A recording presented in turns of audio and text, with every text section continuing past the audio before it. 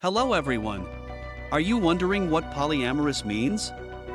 Let's explore.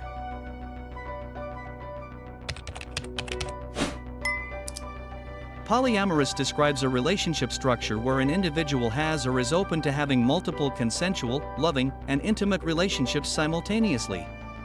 In polyamory, all parties involved are aware of and agree to the relationship dynamics, which can include romantic, sexual, or both types of relationships.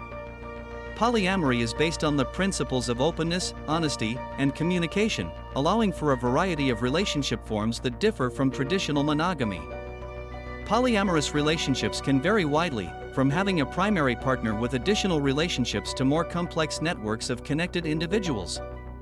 In essence, being polyamorous is about embracing the possibility of multiple, simultaneous, and ethical romantic or sexual relationships, with a focus on consent and transparency. Please like the video and leave a comment to support my job.